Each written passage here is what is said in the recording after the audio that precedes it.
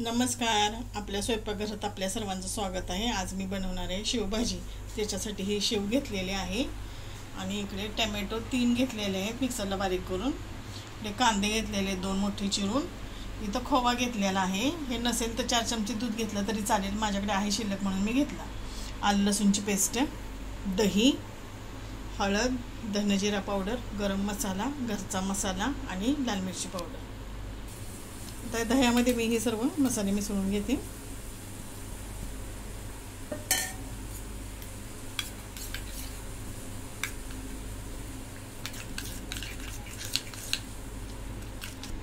त्यात थोडं मी पाणी ओतून घेतलेलं आहे.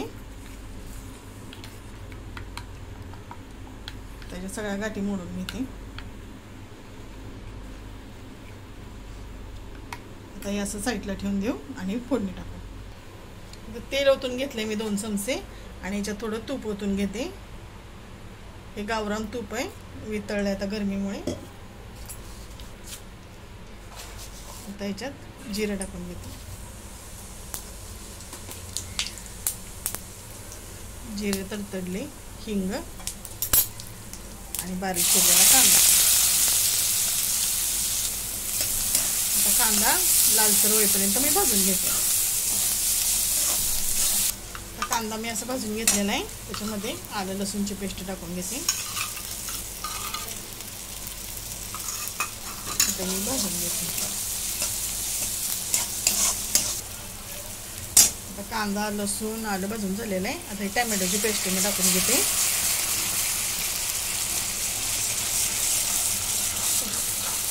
आता ही पण चांगली भाजून घेते. त्याच्यात थोडंसं मी मीठ टाकून घेते.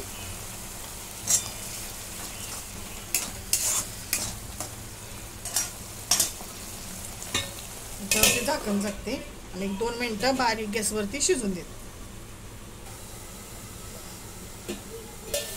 2 मिनिटं झालेले.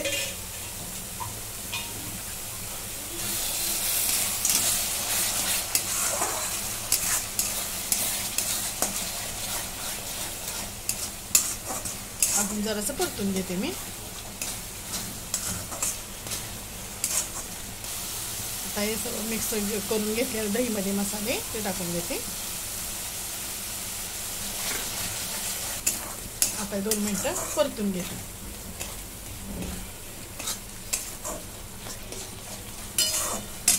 आता हा 1 चमचा खवा आहे तो टाकून घेते. खवा नसेल तर दूध 2 चमचे टाकलं तरी चालतंय.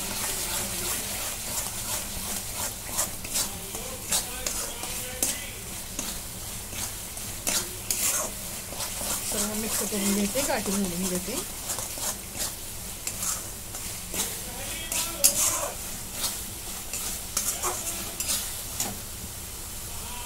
आता मसाला आपला चांगला भाजून झालाय. तेल सुटेपर्यंत भाजून घेतला.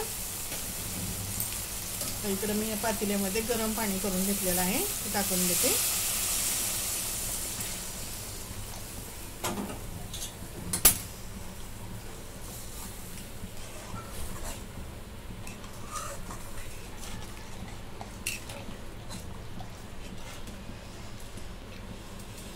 मीठ टाकून घेते. मगाशी पण मीठ टाकलेलं आहे चवीप्रमाणे. कोथिंबीर,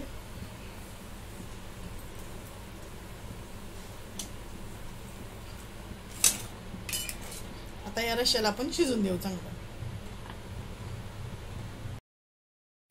अशा प्रकारे आपला रस्सा उकळून झालेला आहे. आता याच्यामध्ये शेव टाकून घेते.